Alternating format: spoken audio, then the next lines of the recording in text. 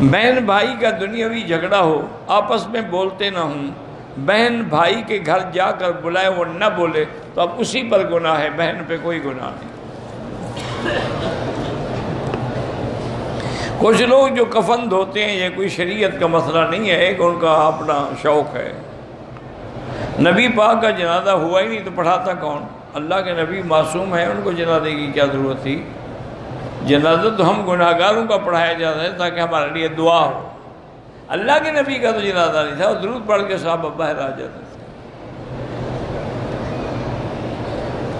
سعید بھائی جو ہمارے کام کرتے ہیں نا جی، اپنا یہ ہمیشہ درس ریکارڈ کرتے رہے، اور بیچارے کو گردوں کی تکلیف ہو گئی ہے، دعا کریں اللہ شفا عطا فرمائے۔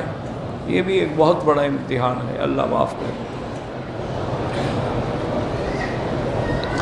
ایک کمپنی میں کام کرتا ہوں، روزانہ مجھے جھوٹ بولنا پڑتا ہے، کوئی اور کمپنی ڈھونڈ لو، ضروری اسی جھوٹی کمپنی میں رہنا ہے؟ کوشش کرو جب نوکری مل جائے چھوڑ دو۔ پاکستان میں پولیو کے ڈراپ پلائے جاتے ہیں، اور ملکوں میں نہیں۔ جہاں پولیو کی بیماری ہوگی وہاں پلائے جائیں گے، جہاں بیماری نہ ہو وہاں کیوں پلائیں؟